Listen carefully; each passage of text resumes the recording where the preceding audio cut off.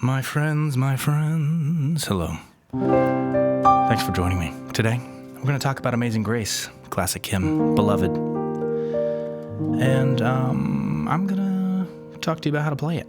So, I think you'll get something out of this, no matter what your skill level. A level 5 player might play Amazing Grace like this.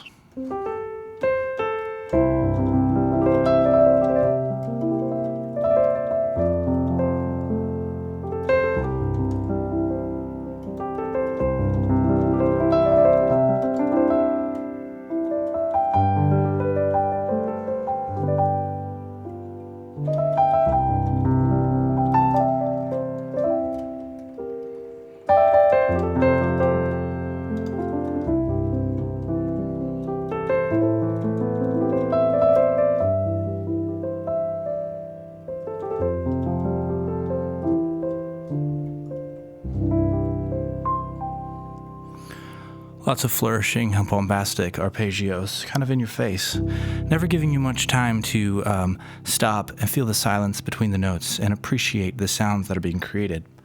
But, kind of flashy and impressive. I will say, though, I was being held back by this camera tripod that's right in my way. So that was not as bombastic as I could have been. A level 1 player might do something a little more simple like...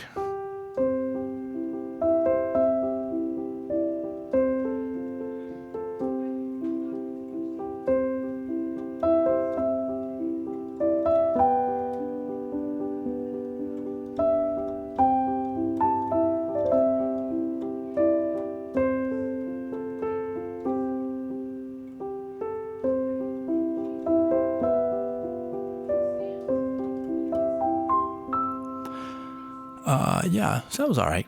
And then, of course, maybe even a lower level player would just play the melody.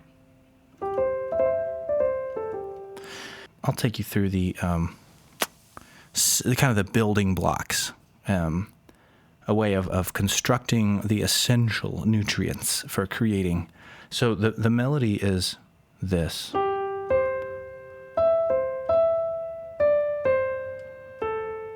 Creating this melody is not difficult. I'm not going to spend much time talking about how to play it.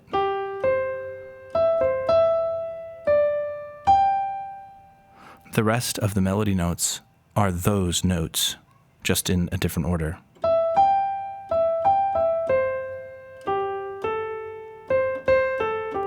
You can take some time to figure that out if you need to.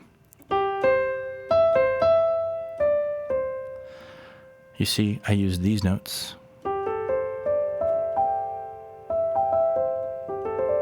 And that's it.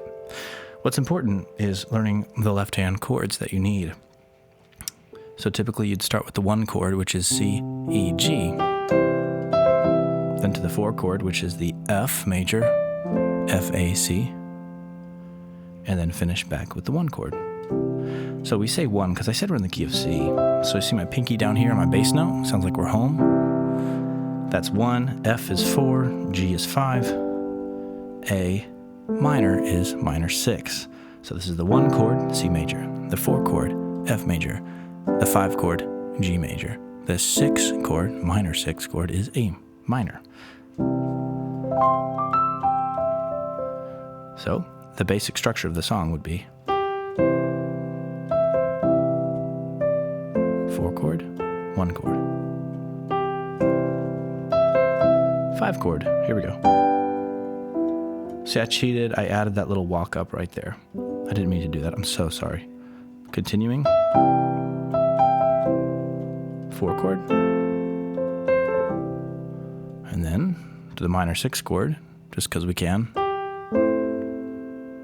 To the 5. To the 4. That's just one way to do it. Very vanilla, but works just fine. Now, something I immediately tell people is let's shed the vanilla-ness of it by removing the 3rd from these chords and just playing the root and the 5th of these chords like this.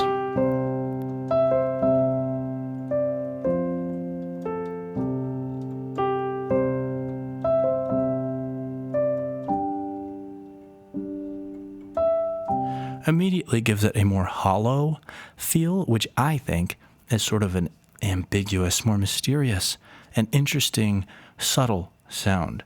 This sound we've been hearing for the past 200 years. I like this one. It opens up the harmony a little bit and kind of harkens back to the Gregorian chant times and gives us a little bit of that ancient, mysterious feel instead of slamming us with the super vanilla Baptist-y stuff. Which is totally fine, but just not what I'm into. Next thing you could do is to create some movement or rhythm, is instead of just going, you could do a number of things in the left hand to create rhythm.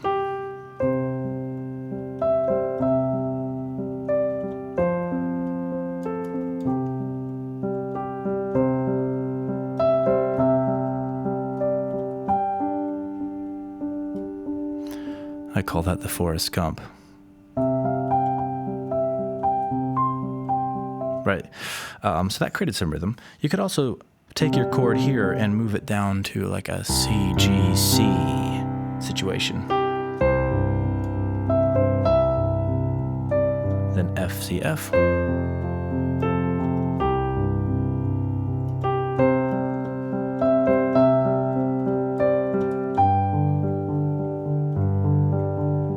That pattern, you see what I'm doing? It's just pinky, pointer, thumb, bup, bup, bup, bup, bup, bup. Not rocket science, but it does create some movement.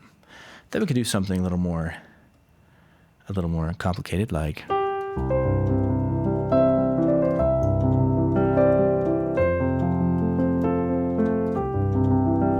one of my favorites to do. It's like a cheating arpeggio.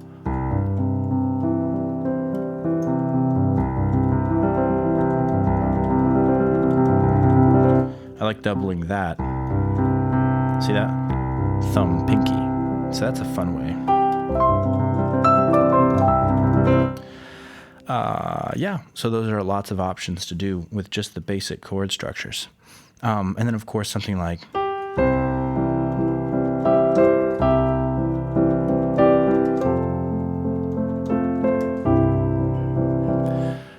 so many different kinds of rhythm patterns to do in the left hand.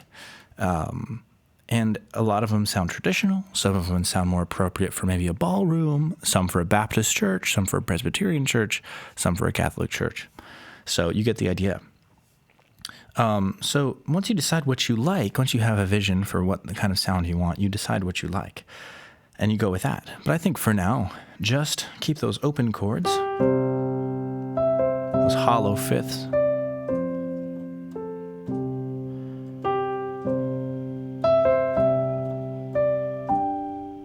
That gives you that sort of meditative quality you might be looking for in a hymn like this. Now, the other thing you can do is add some right-hand textures like this.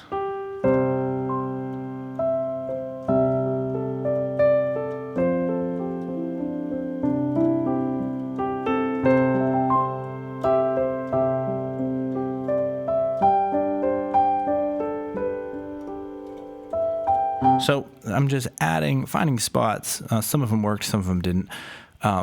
Finding spots to add some cadences or resolutions. So a sample would be, if I play a C major chord, a resolution or a cadence would be, I believe that's called the plagal cadence. I could be wrong.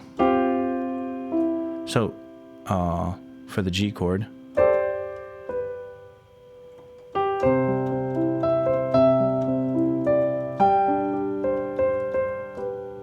you see, so there was a lot of space. I saved a wretch like me. So to fill in that time, to create some rhythm, I did a cadence. Very common sound. So that's just an example of one trick. So as you were learning the piano, learning to improvise and play, you would learn these tricks, these cadences that you could apply and fill in space as needed. But remember, good piano playing isn't about filling in all the spaces. It's about knowing when to fill the spaces, but also knowing when to leave those gaps so people can actually feel the music that you're playing and not be bombarded with all of your cascading notes. All right, well, I hope you got something from that.